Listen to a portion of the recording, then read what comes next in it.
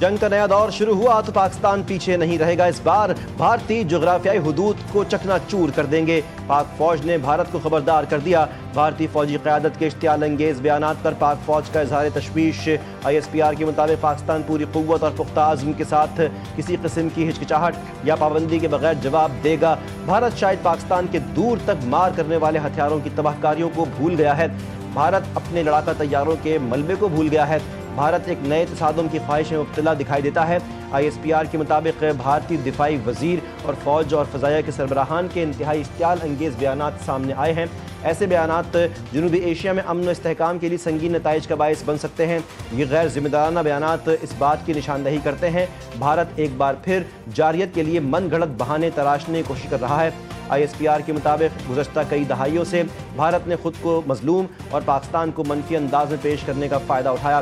در حقیقت بھارت جنوبی ایشیا اور اس سے آگے تک تشدد کو ہوا دینے اور دہشت گردی کو فروغ دینے میں ملوث رہا. I'd like to congratulate Pakistan Armed Forces and also the forces from the friendly countries on the historic victory of Banyan and Marsus. Pakistan is a proud country today because of that. And I would like to commend and laud the exceptional leadership of Field Marshal Qasim Munir in the wartime. Pakistan is really proud of all of you. My role as the Chief Minister, Chief Executive of the most populous province of Pakistan. Pakistan کو اندرونی اور بیرونی challenges درپیش field marshal کی حکمت عملی سے جنگ میں کامیابی ملی. وزیر اعلیٰ پنجاب مریم نواز نے لاہور میں قومی سلامتی اور جنگی کورس کے شرکاء سے خطاب کرتے ہوئے کہا کورس میں شریک غیر ملکی شرکاء اپنے ملکوں کے سفیر ہیں. مشترکہ تربیتی کورس سے باہمی تعلقات مضبوط ہوں گے. پاکستان نے آپریشن بنیان مرسوس میں تاریخی کامیابی حاصل کی. پاکستان کی مسلح افواج کی پیشہ ورانہ مہارت پر فخر ہے. درپیش چیلنجز سے مل کر نمٹا جائے گا.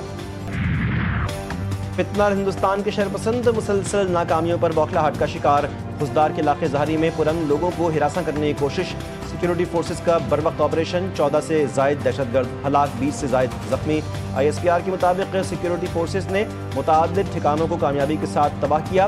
سیکیورٹی فورسز عوام کے تحفظ کے لیے فتنہ ہندوستان کے دہشت گردوں کے خاتمے کے لیے ہمہ وقت تیار. آزاد کشمیر حکومت، عوامی ایکشن کمیٹی اور وفاقی حکومت کے درمیان مذاکرات کامیاب. 12 بنیادی اور 13 اضافی نکات پر مشتمل جامع معاہدہ طے پا گیا. وفاقی وزیر امور کشمیر کی سربراہی میں اعلیٰ سطح کی مانیٹرنگ کمیٹی تشکیل. مظفر آباد اور پونچھ میں نئے تعلیمی بورڈز کے قیام سے تعلیمی اصلاحات کی جائیں گی. منگلا ڈیم توسیعی منصوبے کے متاثرہ خاندانوں کو زمین کی فراہمی یقینی بنانے کا وعدہ. صحت اور بجلی کے نظام کی بہتری کے لیے اربوں روپے کی فنڈنگ منظور. گرفتار مظاہرین کی رہائی اور انسداد دہشت گردی ایکٹ کے تحت مقدمات کا شفاف اور منصفانہ حل معاہدے میں شامل. مذاکرات کی کامیابی کے بعد آزاد کشمیر میں زندگی معمول پر آنے لگی. موبائل سروس بحال، بازار کھل گئے. مظفر آباد، باغ آزاد کشمیر اور دیگر علاقوں میں موبائل فون سروس بحال. کاروباری مراکز کھل گئے. ٹریفک معمول کے مطابق رواں دواں. بھارت کی کشمیر میں خون ریزی کی خواہش کبھی پوری نہیں ہوگی. اسلام آباد میں مشترکہ نیوز کانفرنس سے خطاب کرتے ہوئے مذاکراتی کمیٹی کے رکن امیر مقام نے کہا مذاکرات کی کامیابی سے بھارت کے مذموم عزائم خاک میں مل گئے. وفاقی وزیر احسن اقبال کہنا ہے کہ مذاکرات میں پاکستان اور آزاد کشمیر کے مفاد کو مد نظر رکھا گیا. انتظامی ڈھانچے میں کمی کوتاہی کو دور کیا جانا چاہیے. قمر زمان کائرہ نے کہا کہ پرتشدد مظاہروں میں خون بہنے پر افسوس ہے. کمیٹی ہر 15 روز بعد اجلاس کرے گی. وزیراعظم شہباز شریف کا آزاد کشمیر میں مذاکراتی عمل کی کامیابی کا خیر مقدم. کہا حکومت اپنے کشمیری بھائیوں کے مسائل کو حل کرنے کے لیے ہر وقت تیار ہے. لندن میں فلسطین کے حق میں بڑی ریلی. غزہ میں جاری نسل کشی کے خلاف احتجاج. برطانوی حکومت کی فلسطین ایکشن پر پابندی. ریلی کے دوران پولیس نے دھاوا بول دیا. لندن پولیس نے فلسطین کے حق میں احتجاج کرنے والے متعدد مظاہرین کو گرفتار کر لیا. مظاہرین کا غزہ میں قتل عام روکنے اور فلسطین ایکشن پر پابندی اٹھانے کا مطالبہ. دنیا بھر میں اسرائیلی بربریت کے خلاف عوام پھٹ پڑے. اسپین بارسلونا میں فلسطین میں نسل کشی کے خلاف احتجاج میں ٹیکسی ڈرائیورز کی شرکت. مالاگا میں بھی غزہ سے اظہار یکجہتی اور گلوبل سمود فلیٹیلا پر اسرائیلی حملے کے خلاف مظاہرے. فرانسیسی مظاہرین نے اسرائیلی فوج کے لیے بھیجے جانے والے الیکٹرانک پرزوں کی ترسیل روک دی. پیرس میں ایک اور احتجاج میں معروف فٹ بالر کنگزلے کومن اور ان کی اہلیہ کی شرکت. تاخیر برداشت نہیں کروں گا. ٹرمپ کا غزہ میں قیام امن اور یرغمالیوں کی رہائی کے لیے حماس کو پیغام. کہا قدر کرتا ہوں کہ اسرائیل نے یرغمالیوں کی رہائی کے لیے بمباری عارضی طور پر روک دی. حماس کو فوراً اقدامات کرنے چاہیے ورنہ سب کچھ ختم ہو جائے گا. وقت ہے کہ اس کام کو فوراً مکمل کیا جائے. سب کے ساتھ منصفانہ سلوک کیا جائے گا. اسرائیل نے امریکی صدر ٹرمپ کا مطالبہ مسترد کر دیا. غزہ پر صبح سے جاری حملوں میں مزید 55 فلسطینی شہید اور درجنوں زخمی. صہیونی فوج کا غزہ سٹی میں آپریشن جاری رکھنے کا اعلان. لوگوں کو واپس آنے سے متعلق سخت انتباہ. فلوٹیلا سے گرفتار رضاکاروں کی رہائی شروع.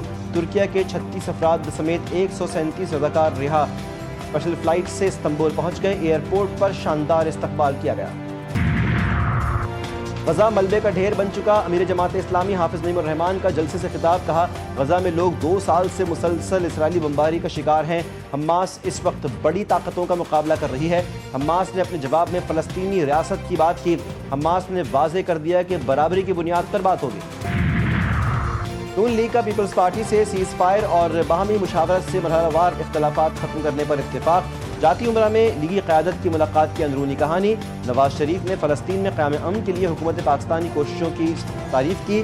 وزیراعظم نے نواز شریف کو آزاد کشمیر میں کشیدگی کے خاتمے اور طے پانے والے معاہدے سے آگاہ کیا. الیکشن کمیشن نے سیاسی جماعتوں کے انٹرا پارٹی انتخابات کی مانیٹرنگ کا اختیار مانگ لیا. انتخابی ایکٹ میں ترامیم کا مسودہ وزارت پارلیمانی امور کو بھجوا دیا.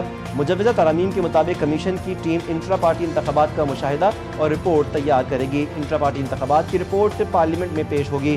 انتخابی شیڈول کے بعد نئی سیاسی جماعت کی رجسٹریشن مکمل نہیں ہوگی. خواتین کے 5% کوٹے پر عمل نہ کرنے پر سیاسی جماعت کو 10 لاکھ جرمانہ ہوگا.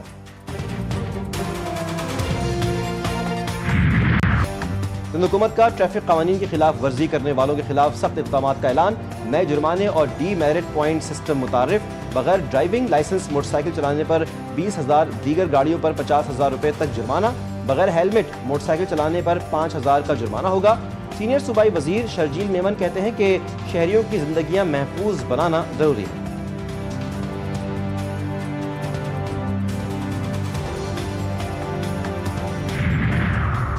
ایم کیو ایم کی سندھ میں ٹریفک قوانین کے نئے نظام پر شدید تنقید. کراچی برسوں سے پیپلز پارٹی کی متعصب پالیسی، نااہلی اور کرپشن کی وجہ سے بدترین مشکلات کا شکار ہے. ایم کیو ایم اراکین اسمبلی کا مشترکہ بیان. کہا کہ ٹریفک سگنلز غیر فعال اور سڑکیں گڑھوں سے بھری ہیں.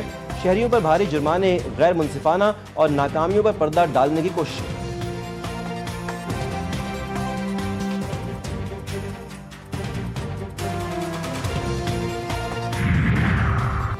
کراچی میں اورنگی ٹاؤن میں ڈکیتی مزاحمت پر دکاندار قتل. دکاندار کی فائرنگ سے ڈاکو بھی ہلاک. ڈاکو کا ایک ساتھی زخمی فرار ہو گیا. زخمی دکاندار نے ڈاکو سے اسلحہ چھین کر فائرنگ کی. زخمی دکاندار نے اسپتال منتقلی کے دوران دم توڑا. کراچی شیر پاؤ کالونی میں فائرنگ سے ایک شخص جاں بحق. پولیس کے مطابق مقتول کو سر میں 3 گولیاں ماری گئیں. جائے وقوع سے 9mm کے 3 خول مل گئے. واقعہ لال آباد روڈ مولا مدد قبرستان کے قریب پیش آیا. واقعہ بظاہر ٹارگٹ کلنگ لگتا ہے.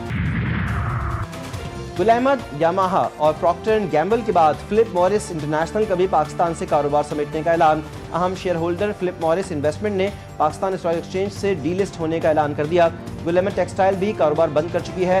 PNG پاکستان چھوڑ رہا ہے. فلپ مورس بھی پاکستان سے ڈی لسٹ ہو رہا ہے.